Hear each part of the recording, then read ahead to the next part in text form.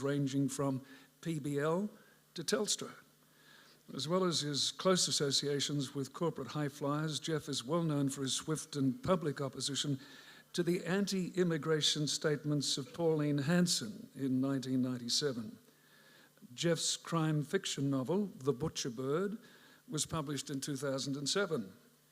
He founded the Starlight Children's Foundation in Australia, was founding chairman of Sydney's Museum of Contemporary Art, and is a former director of the Sydney Theatre Company. In 2014, he was awarded an Order of Australia for his service to the community. As an environmental activist, he's best known for his contributions to successful campaigns to stop the Gunns pulp mill in Tasmania and the proposed Woodside gas hub in the Kimberley. He also had the nerve to take on Adani in 2017.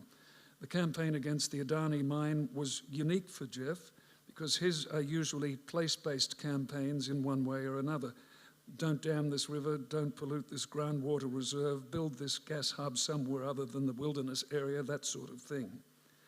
The Adani proposal was different and touched on all the major environmental issues of our time, from climate change to global warming, from shifting from fossil fuels to renewables, to the direct and indirect impacts on the barrier reef. Quite an impressive resume there, Geoff. These are huge projects to be involved in for a self-described bald-headed old bloke and lone wolf. How did that come about, Geoffrey? Well, that's a good question, Don, and thank you for that generous introduction. But let me just say, before I answer that question, the reason I'm here today is that one thing I've learned about environmental campaigns is that you don't get anywhere unless you've got a committed core of citizens in the local communities. You can do the cleverest things that you like, and we do some pretty clever things in environmental activism today. But unless you've got a local community of people who are prepared to put themselves on the line, as happened in this community, 50-odd years ago, then you can't achieve a darn thing. And I've seen that through success and failure. So that's why I've come today, because as much as I do appreciate that introduction, I feel honoured to be here 50 years after those events, and I know some of the people who are involved are also here today. So it's a great pleasure to be in Nimbin, and everything I read about this community says that it would rise up again if it had to and fight another battle. So thanks a lot for having me. Now, you go back to your question. I'm not trying to avoid it. I guess I was very privileged in a sense that when I was a young person growing up in Sydney, I could pretty much walk out the back door of our house into the bush, and if I crossed a stream and a couple of roads, I'd be in the Ku-ring-gai National Park. And the Ku-ring-gai National Park, don't know how many of you know it, but it's a wild place. It's so wild still, and it was when I was a kid, that there was some famous murderer who escaped from jail and disappeared into the Ku-ring-gai National Park, and they could never find him. So that gives you a rough idea of the sort of place that it is. But to me, it was a magic place. Now, I don't know why. I mean, the bush has that impact on some people and it doesn't on others, but for me, it was just a place where I was happy. And then a bit later on, I did the first outward bound course they ever had in Australia.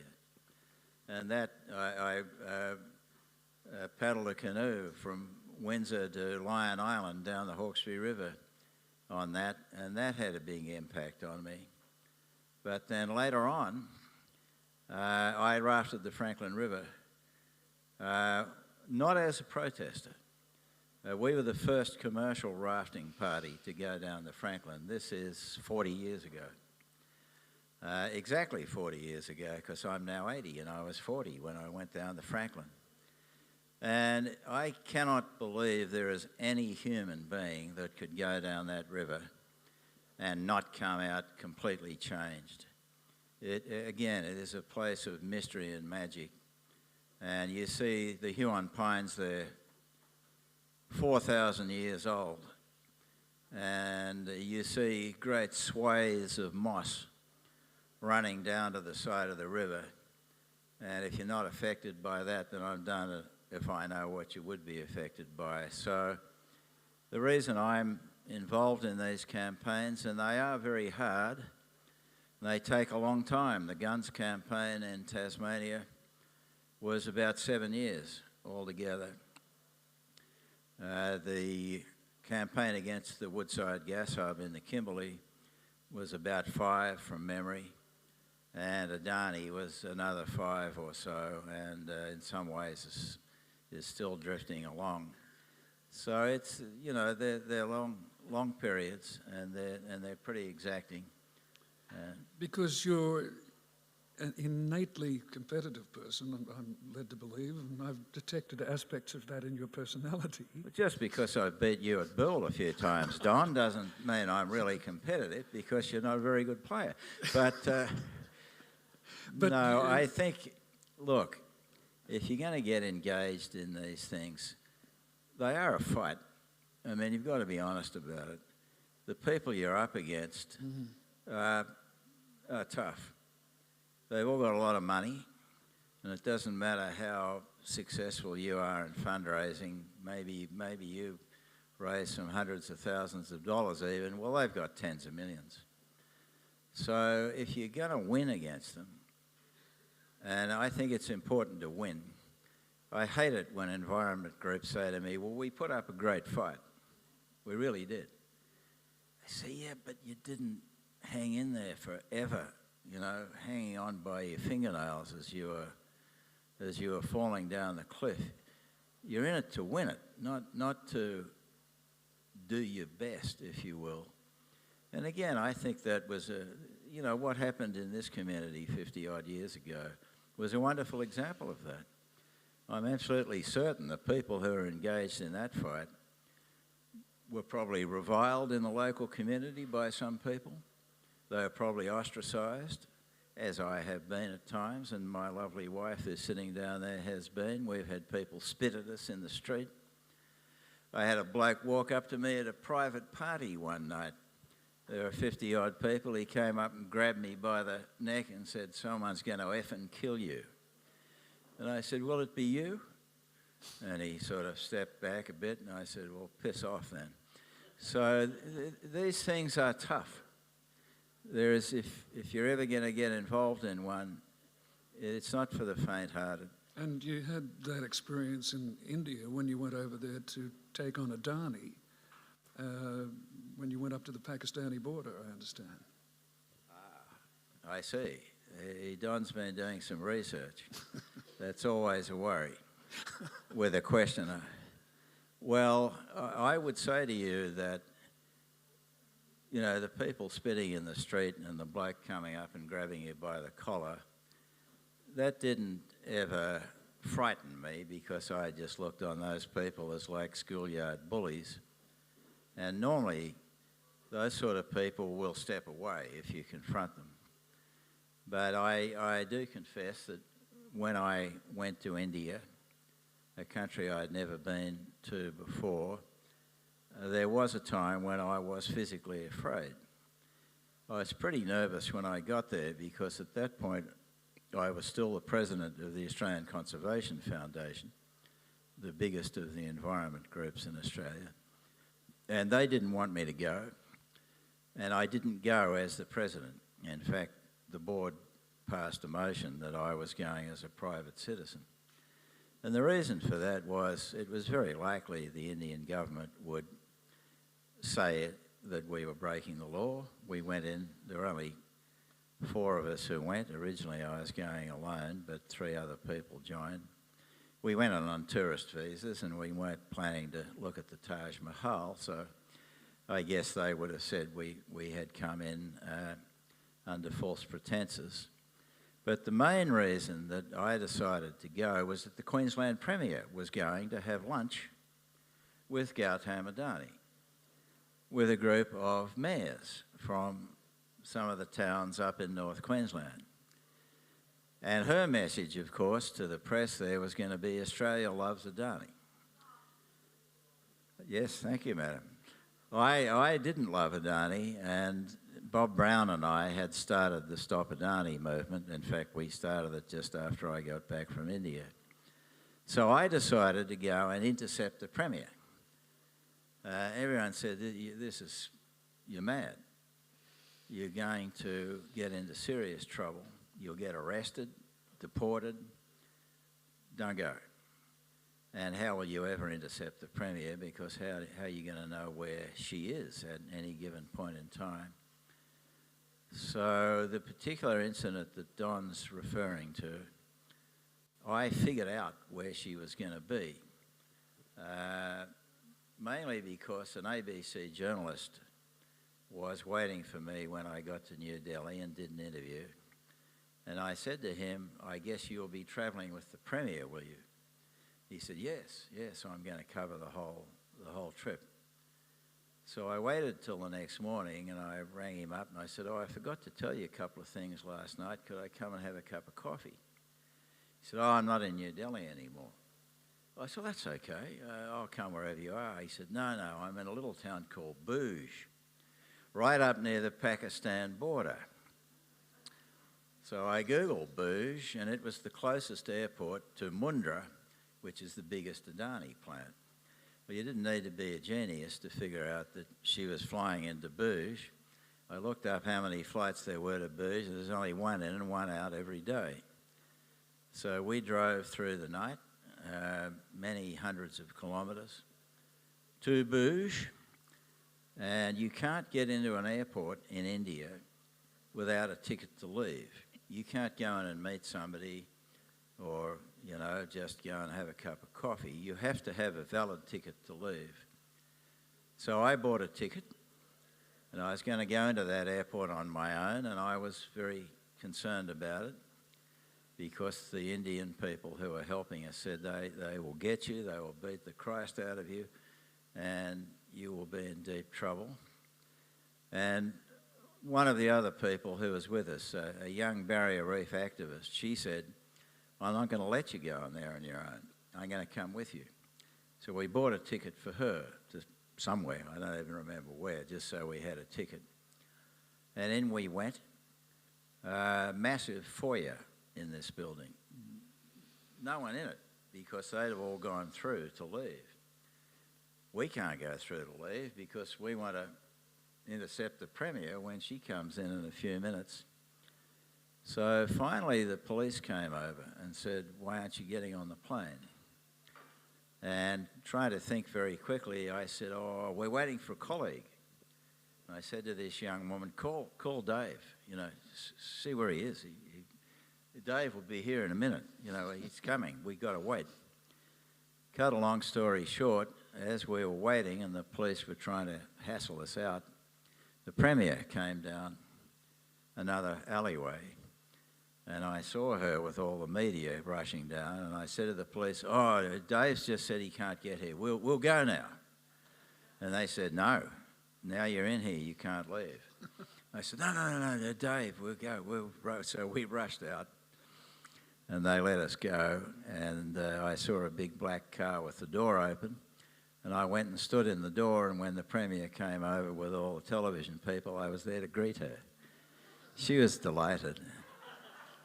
And it got on the front page of every newspaper in India and most of them in Australia. So I guess the message out of that is, yes, it was a crazy thing to do, but in these campaigns, you have to do things that are unexpected. If you do all the expected things, you make petitions, you write letters, you ring politicians. Yeah, you've got to do all that, but that's seldom what wins. You have to do the unexpected things and try and unbalance people and take some risks. And I was physically afraid. And thank you so much for making me say that. And reliving it. And I wonder, this seems like something that appeared from out of nowhere, that the Minister for the Environment in India, Jairam Ramesh, I think is his name. Yeah, Jairam Ramesh, yeah. Actually said to you this compelling quote, Adani is a company that never bothered to meet environmental conditions in its own country. Why do you imagine they'll do it in yours? Yeah. Well, that's right. We met. I mean, we didn't only intercept the Premier, and we did one other big thing. My wife and I, and she's sitting right in front of me here. She's helped me with every one of these campaigns, and we decided that I would go to India with a letter from 90 prominent Australians. We had a former Governor-General signed it. We had the chairman of Telstra. We had Australia's leading playwright. We had people like Kate Blanchett. Within 10 days, we got 90 amazing people. And I was going to present this to Gautam Adani, the chairman. He was not aware of this, of course, but that was the intent. And I've forgotten what your question was now. How did I Well, it just seems like an incredibly revelatory statement, and one that we all should be aware of. So, as well as that, we also met with a lot of indigenous people in India, mainly fishing people in various villages who had their fishing grounds completely destroyed by Adani. So Adani did what they said they'd do in Australia. They said the indigenous people will give you employment, we'll make sure everything's lovely. The media came out and filmed them all. They hired some people, and the minute the media went away, they fired them all and brought in the fly-in, fly-out workers. They took me on the back of a motorbike down to see their fishing grounds. And they pointed and said, look at those plants over there. Well, there was some kilometres of black plants. I said, what are they? They said, well, they're the plants that protect the sea, the land from the sea. They're the mangroves. I said, mangroves. So I walked over and I picked one, and all the black came off on my fingers. That was the coal dust. For miles, the whole of this area was covered in it. So there were no fish, there was no real life at all. And then we also went to see Jairam Ramesh, the former Minister of the Environment, and he gave me that quote. When we got back to Australia, I rang him up and I said, we're going to launch the Stop Adani campaign in Canberra tomorrow or whenever it was. Can I use your quote? Do I have permission to repeat what you said to me? And he said, absolutely. And that was a very powerful thing for this brave man, because you do that in India, and Adani are the mafia of India. Make no mistake about that. The repercussions can be enormous. On the subject of repercussions, you've had dealings with the big end of town pretty much on every one of your campaigns, and there's been intimidation aimed at you by people who you would have thought probably would empathise to some extent, but do have a goal they wish to achieve, and they can be ruthless. Well, I'm talking about Australia now. I'm not talking about India or anywhere else. I'm talking about Australia. Yes. Well, their aim is to make a huge pile of money, and if you get between a big pile of money and a lot of people, they tend to get quite angry with you. One of the people who got extremely angry with me was that distinguished environmentalist, Malcolm Turnbull. He got extraordinarily angry with me because at that time, people forget, he was the Minister for the Environment. And it was a long time since I had done much writing of advertisements or anything like that. But I wrote a big full-page ad with an enormous headline on it, and it said, is Malcolm Turnbull the Minister for the Environment or the Minister against the environment? Those two words were highlighted in this ad, and he was not pleased about it. He got very, very angry, and he stood up in the Australian Parliament and said I was not fit to run any company in Australia. And that caused a few ructions.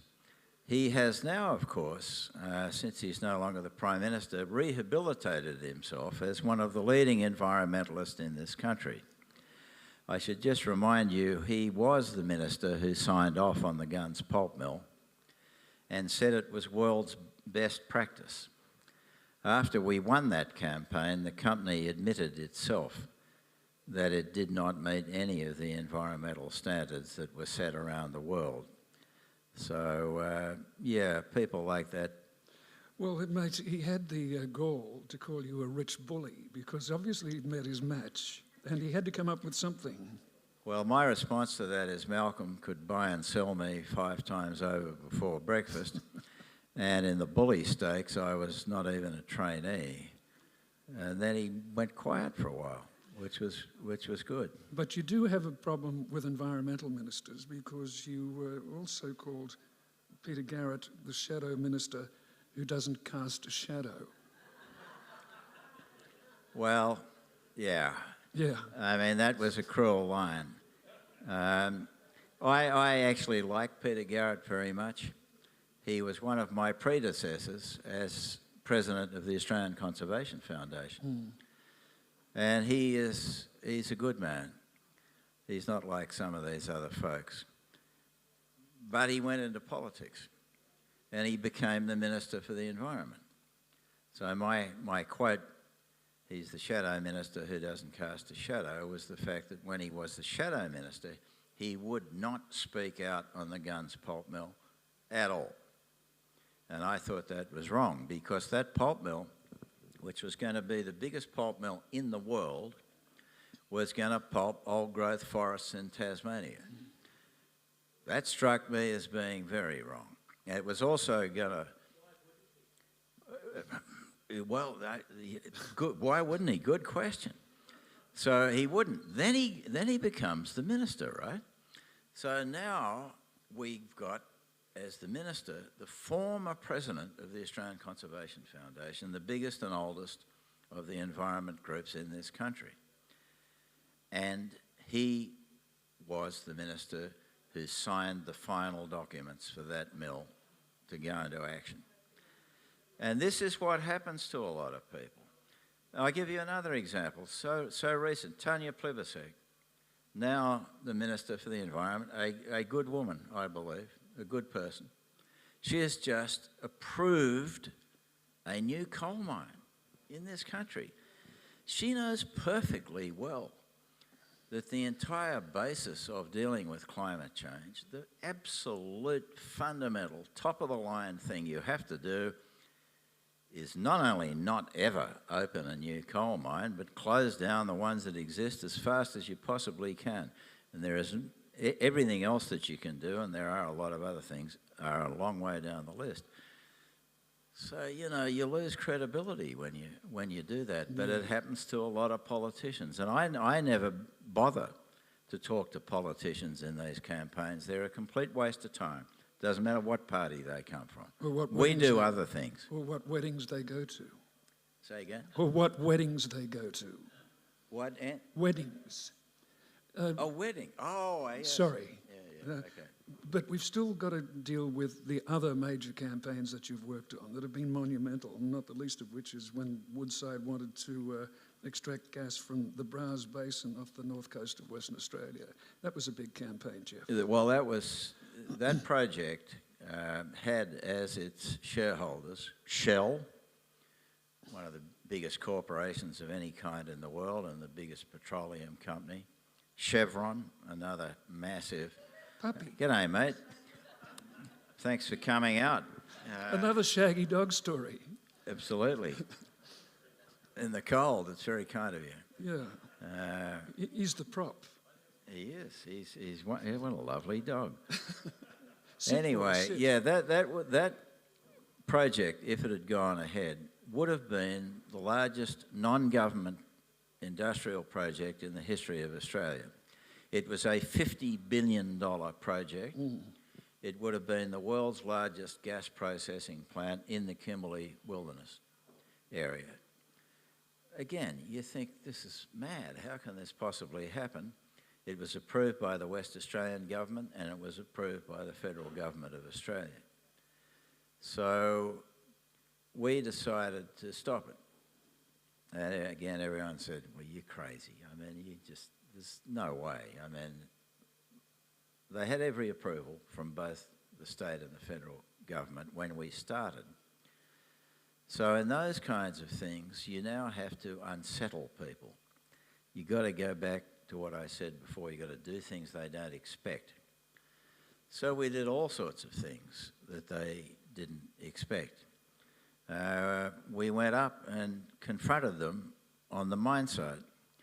My wife and I and an ABC television crew flew on a helicopter over the mine site, which was illegal, landed nearby, walked up to the road, the entrance road, with a big group of Aboriginal people who had been camped on that road under very difficult conditions for many months. And there was a gate there with a guard on it. But either side there was bush. So the gate wasn't really doing anything. So we walked around the gate with the guard saying, "You can't do that." I said, I've just got to go up to the site office. There's a big sign there that says, all visitors must go to the site office. So I've got to go there. So the cameraman and a lot of the other folks walked a long way up, and then there were some police there that Woodside had paid for. They'd paid the police to live on the site, to stop people like us. So I said, no, I'm just going to report to the site office. We went up and knocked on the door, and a bloke came out and he said, "You can't be here." And I said, "Oh, I have to speak to the manager of the site. I'm reporting." So he shut the door of this little building, and as soon as he shut it, I opened it and called the cameraman, and we walked in, and there they all were huddling in there, trying to figure out what to do with people who'd arrived by helicopter and walked in.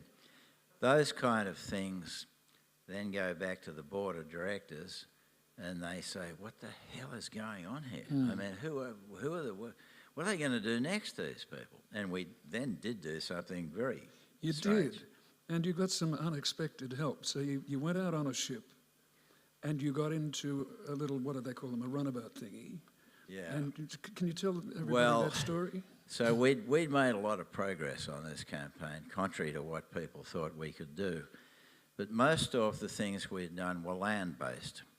And of course, in the Kimberley, the marine environment is the most extraordinary left in the world. There are creatures there that nobody even knows what they are, some of them. And there are these massive tidal movements. There are these rays that are, I mean, you can't believe the size of them. Quite extraordinary. And the company concerned, Woodside, said, there are really no whales pass through this area. This is not, a few now and again, but it's not really a serious area for whales. The scientists who live there said it's the largest calving area for humpback whales in the world. So Bob Brown was then pretty much running the Sea Shepherd. The bloke who started it had various legal problems around the world. So I rang Bob and said, the dry season in the Kimberley, Bob, is when the Sea Shepherd ships aren't in the Southern Ocean. How about if we got one to go up to the Kimberley? Because they're pretty frightening looking ships, those things.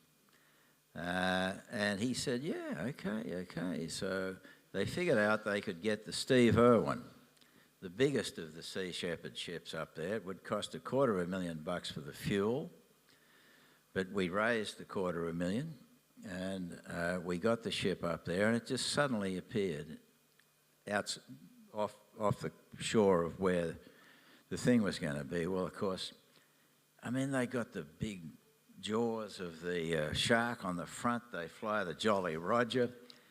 So I got on it with about 50 journalists.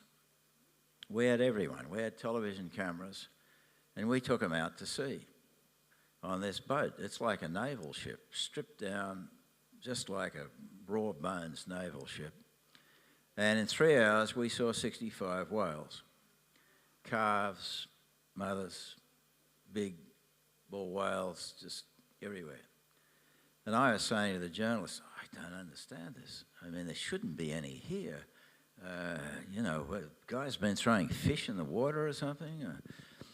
So again, we got in the front page of all the papers and that kind of thing. But halfway through that, the skipper of the ship said to me, would you like to get in one of our rubber dinghies and we'll drop you over the side and maybe you'll see some whales close up. But he said, you've got to understand we don't stop the ship.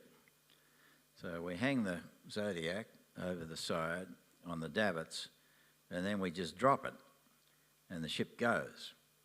We can't stop the thing. So I got in the dinghy with the great indigenous leader of the Galabarlu people, who unfortunately is now deceased, and a bloke called John Butler, who's a great muso, the John Butler trio, and the three of us and a guide, and they dropped us over the side and the ship disappeared. So I said to the guide, what do we do now? He said, nothing. I said, you switch the motor on and we go looking for the whales. He said, no, the whales will find us if they're here. Don't speak, just sit here. So we sat there and maybe an hour passed and he tapped me on the leg, pointed, and there were 5 massive humpbacks just quietly, slowly swimming up to this tiny little rubber raft.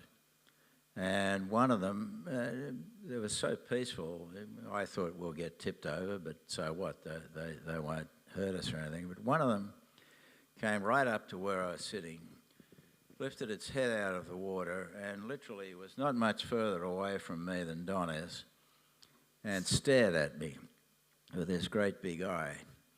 And I've never forgotten that, and at various times people in interviews or what have you have said to me, why do you keep doing this stuff when it's obviously pretty hard?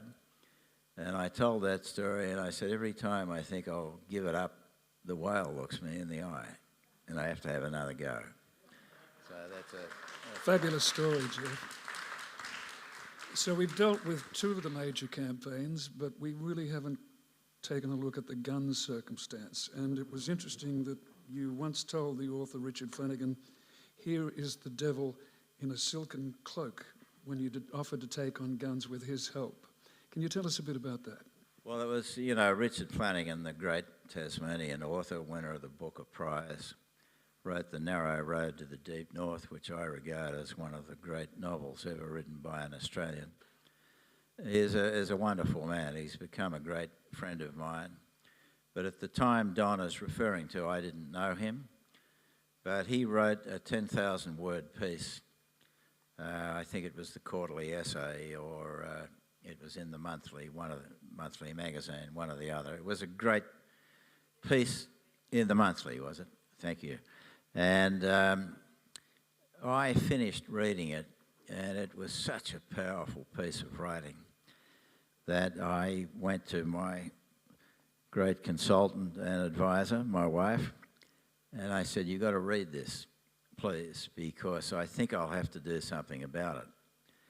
And up to that point, I had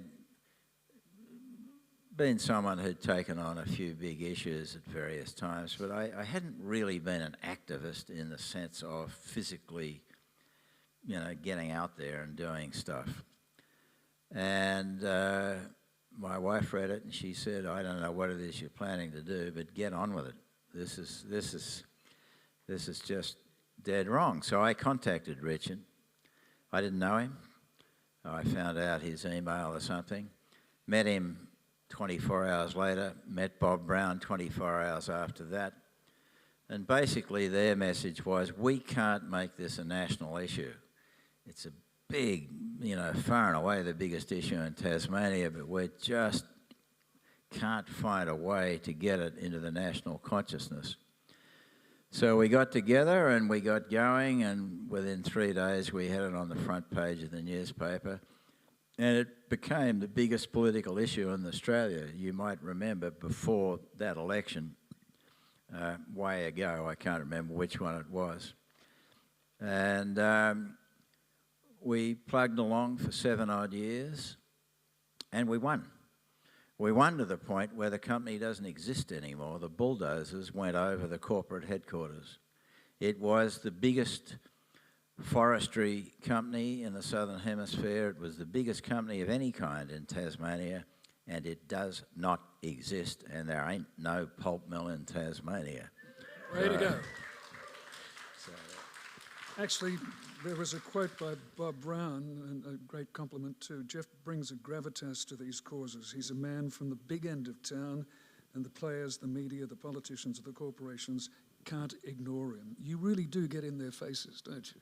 Well, Bob, who I regard as not only a friend, but I don't think there's any doubt he is the most distinguished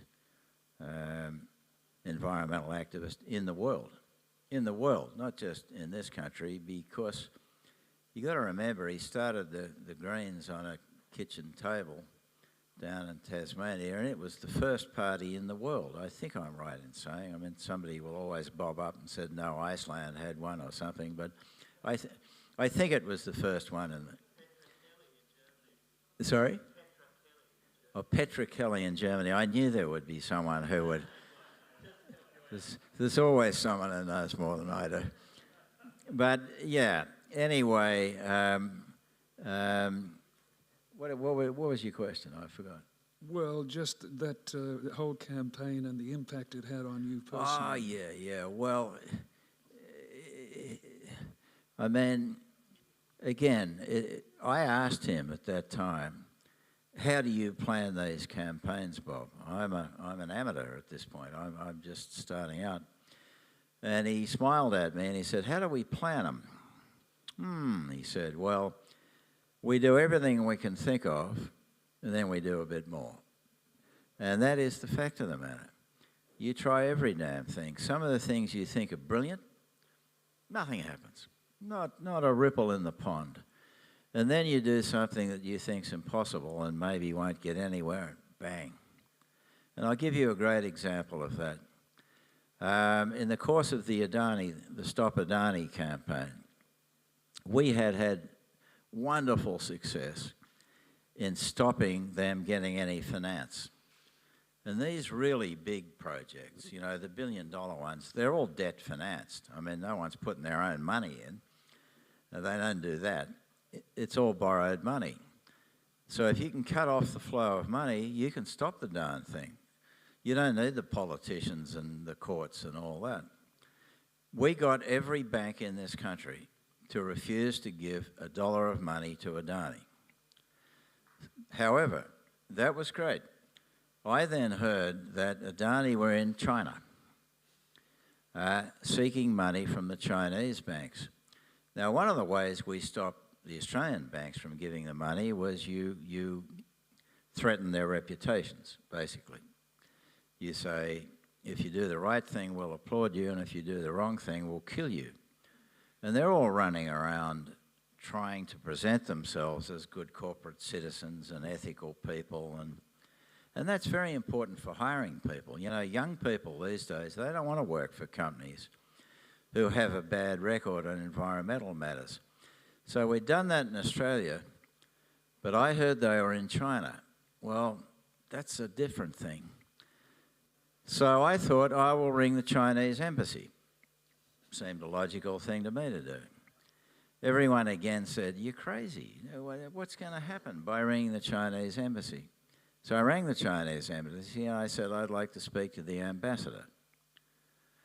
They said, what would you like to speak to him about? I said, a very serious reputational issue for China. They said, we'll call you back. I thought I'd never hear back. Blow me down. Within the hour, somebody rang back and said, and I put a timeline on it. I said, I have to see him by next Tuesday. You always want to put a timeline into a negotiation. So they said, well, they rang back and they said, look, the ambassador can't see you next Tuesday, but the most senior minister who deals with these things will see you. So I rang a friend of mine. I said, will you come with me? He was a great expert on green finance. And I rang Bob Carr. the former Premier, because he'd also been the Foreign Minister. I'd never been in an embassy in my life. I didn't know anything about that kind of thing. So I rang Bob Carr and I said, what should I expect? How should I behave in trying to put this case? And he said, well, don't be disappointed. They will probably just take notes. And don't worry about that. That doesn't necessarily mean they're not paying attention to you. And they'll be polite, and you'll think nothing will happen, but it could. So my friend and I walked in expecting nothing, and the minister, who was a little fellow, ran across the room, this great big room with those funny sort of chairs and tea tables that you see in Chinese photographs. He ran up to me and he said, Mr. Cousins, you are a winner. And I said, am I? He said, you win on guns. Then you win in the Kimberley. Now you win with a Darnie. Christ, yeah. I said, would you mind travelling around Australia with me as my public relations mate? Cut a long story short, we had a great meeting with these people. And at the end of it, I said to him, well, I'm thinking I went to India to try and talk there. I thought perhaps I would go to China and talk to the banks there, because I know Adani is in China right now trying to raise money. And he said, Mr. Cousins, I promise you, every word you have said will be in Beijing tonight, and maybe you won't have to go to China. So we, the two of us, walked out. We looked at one another and said, did that really happen? And I said, you know, I guess the next bloke who walks in will be Mr. Smith, and he'll run over and say, Mr. Smith, you're a hero. But who knows? About a week later, my wife and I were having a glass of wine at sunset, and ping on my phone, and there was a text from this man that said, Beijing has listened, no Chinese bank will fund Adani. I mean, you couldn't, I still don't actually quite believe it. But, oh yes, my wife's saying something.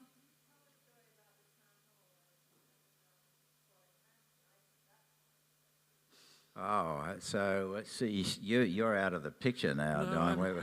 I'm happy for you to tell that story. Well, yeah, okay. So, and my wife believes this is why the Chinese listen to me. She may well be right. Quite some years before, on an entirely different matter, Pauline Hanson stood up in the Australian Parliament in her maiden speech and said that the Aborigines were not an underprivileged group in Australia, and that Asians were not welcome here and they would swamp the country. And I happened to have been asked by the Sydney Morning Herald to give an address the next day. I assumed they thought I was going to talk about business or telephones or something. But I got up and I read the definition of racism and bigotry from the Oxford English Dictionary. And then I read extracts of her speech to the Parliament, and I invited the audience to decide whether they were one and the same. So she stood up in the Parliament the next day and said that I was a disgrace to the country, that I should never be permitted to work in Australia again, and that was that. Some time passed, and I got a phone call from the then Deputy Lord Mayor of Sydney, who was a man of Chinese extraction. And he rang me, I didn't know him, and he said he would like me to come in and have a cup of coffee in the town hall in Sydney.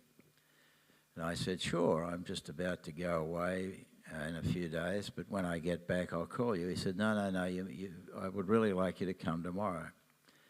I went into the town hall. He took me into the great hall there, and at the end of the hall, there were just two chairs set on a carpet, and on the stage were a group of young Chinese people, young men and women. And I said to this guy, what's going on here? Well, I don't understand. You asked me in for a cup of coffee. He said, sit in the chair. And he sat beside me. And a young woman came out and she said, Mr. Cousins, we are the choir from the Guangdong province in China, and we will sing for you because you have defended us. And they sang.